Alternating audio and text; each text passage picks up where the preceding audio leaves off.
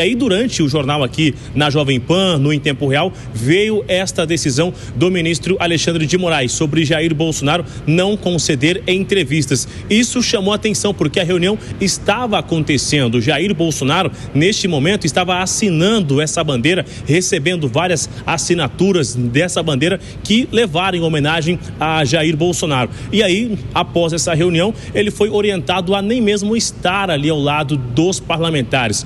Eles estão alegando que ainda tem uma incerteza se Jair Bolsonaro conversa com jornalistas ou não, mas o Supremo Tribunal Federal disse: se Jair Bolsonaro, os seus advogados ainda tiver com incertezas, será necessário enviar oficialmente, acionar o Supremo Tribunal Federal e não ficar numa tentativa de enviar algum questionamento. E aí veio então essa entrevista coletiva. E eu fui conversar com o deputado Zé Trovão agora há pouco para tentar entender qual vai ser a função de Zé Trovão e Rodolfo Nogueira nesta subcomissão. O que Zé Trovão me disse que será uma ação muito pontual, que eles vão conversar com várias lideranças, mas que vão fazer uma ação muito pontual já nos próximos dias.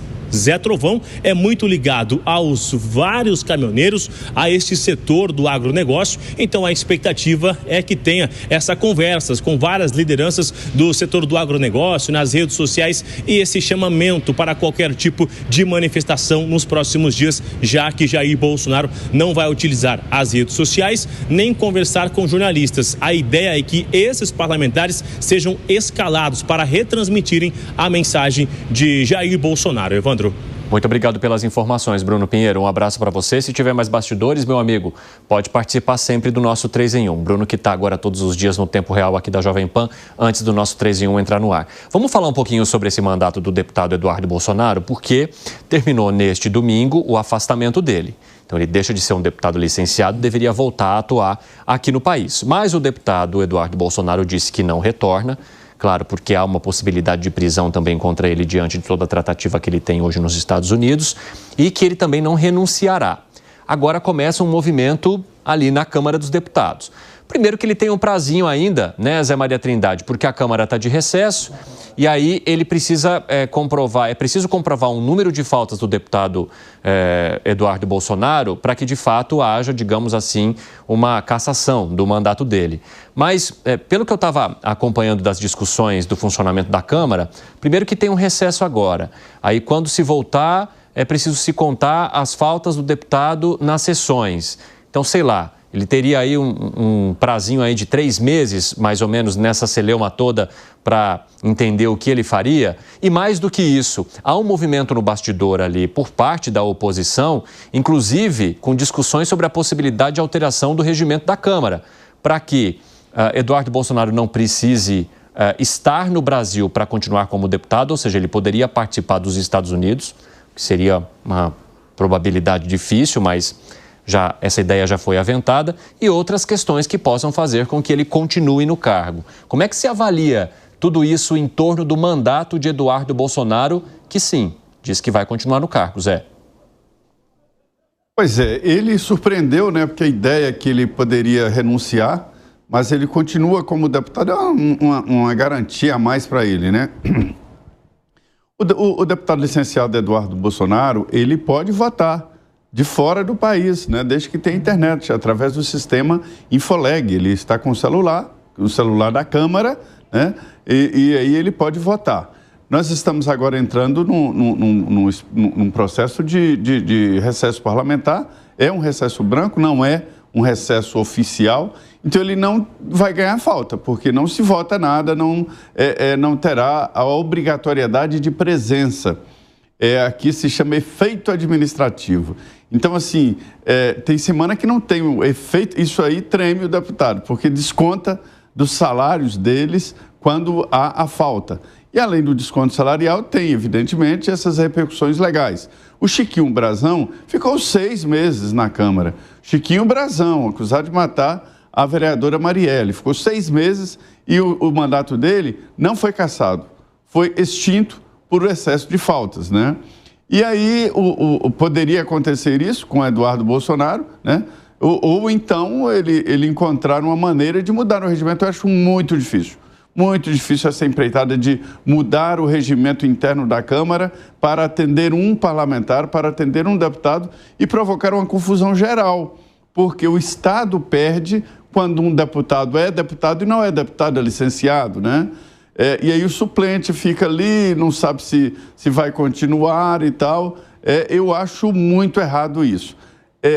Um secretário de Estado, por exemplo, o Derrite, secretário de Segurança Pública, ele é deputado licenciado. Aliás, existem 3 vagas na Câmara sendo substituídas por pessoas deputados do PL. Uma é Carla Zambelli, outra é o Eduardo Bolsonaro e outra é o Derrite, né? Então, são 3 suplentes que estão no poder, mas que podem sair a qualquer momento. Eu acho que mudar o regimento fora de questão. Então, vai ser mesmo uma extinção do mandato por excesso de faltas, mas isso não provoca, por exemplo, a inelegibilidade.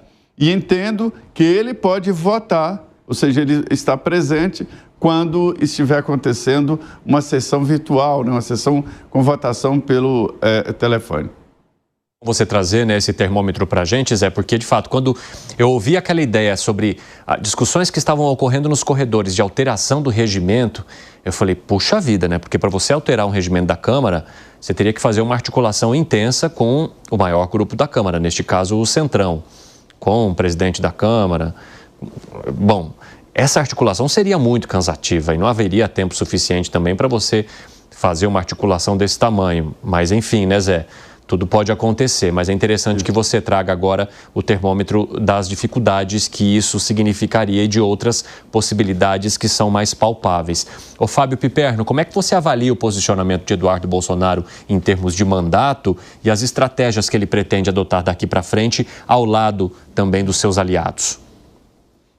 Está se tornando uma espécie assim de deputado viúva porcina, né? Aquele que foi sem nunca ter sido, né? Agora, vejam só, eu acho que ele adota estratégias assim que visam constranger o presidente da Câmara. Por quê? Em algum momento o Mota vai ter que tomar uma posição em relação a isso. Porque, de fato, se ele pode votar à distância, bem, então, no dia de votação, ele não vai ser considerado um deputado ausente, um deputado faltoso. Então, como é que vai ficar isso para a contabilidade do número de faltas que poderiam levá-lo à cassação? Por outro lado, ele é um deputado que se ausenta do Brasil, né? Enfim, ele para se manter longe do alcance da justiça brasileira, mas ele vai continuar sendo pago pelo contribuinte brasileiro. Olha só que coisa maluca. Então, isso é claramente uma estratégia para esticar a corda. Da mesma forma, e ele está lá nos Estados Unidos, entre outras coisas, fazendo propaganda, inclusive, para que empresas deixem o Brasil e se instalem lá. Gravou um vídeo sobre isso, né? Então, o contribuinte brasileiro estará pagando, estará remunerando um deputado que está fora do país, fazendo campanha contra o judiciário do país e, sobretudo, contra a economia do país.